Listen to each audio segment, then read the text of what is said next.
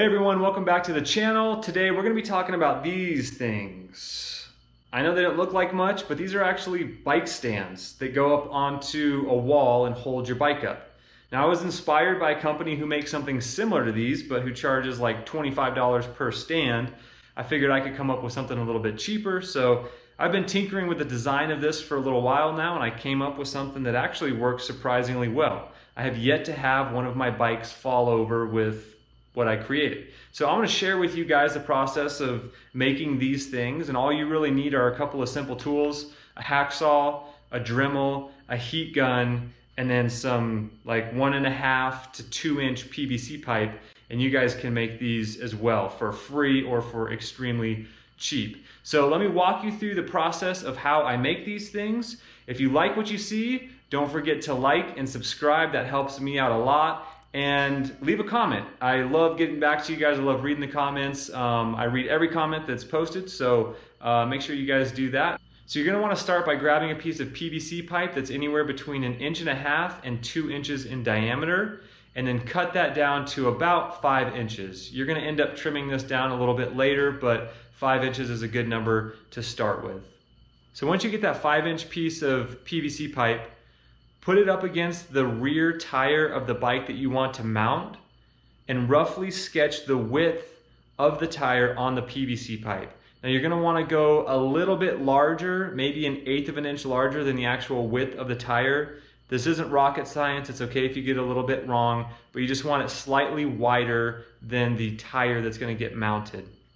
So once you have the width of your tire marked out on your PVC pipe, go ahead and mark the approximate center line of the PVC, and then move over about 1/4 of an inch to 1/2 inch and make another line. That's going to be your cut line. You're not going to cut it on center. You're going to cut it a little bit past center on either side of the PVC pipe. So like you can see in this video, I have my cutout piece marked. So once you have all those marks on your PVC pipe, go ahead and take your hacksaw and cut the perpendicular lines going down.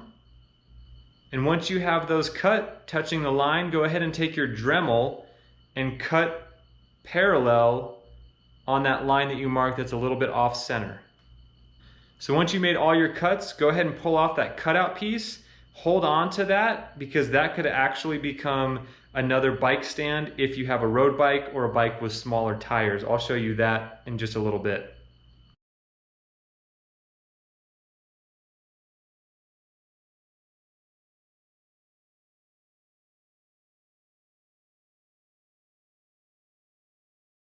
So now you can go ahead and take some sandpaper and knock off all the rough edges. Now with the heat gun, go ahead and heat the back side of the PVC until it becomes hot enough to bend a little bit. We're not trying to melt anything, we're just trying to get it to where the PVC pipe is moldable. So after about 15 to 20 seconds of the heat gun, it should become warm enough to where it's pliable. You're going to want to take the PVC pipe and actually wrap it around the rear wheel of your bike, and using a little bit of force, mold it over the tire and just hold it there until it cools. Now once it's cooled, it should look a little bit something like this. It should have a slight arc in it, and that's intentional because you want your tire to fit snug in there. That's what's going to hold it up. So that's why it's important to actually put it on over your tire and mold it to the size of the tire that you have on your bike right now. Now once the PVC pipe has cooled, it should only be about 30 seconds to maybe a minute. You can pop it off and then just drill 2 holes on the inside where you're going to mount it to your wall. And that's it. I mean, it's a pretty simple process to make this bike stand. And like I said, these things hold up your bike surprisingly well.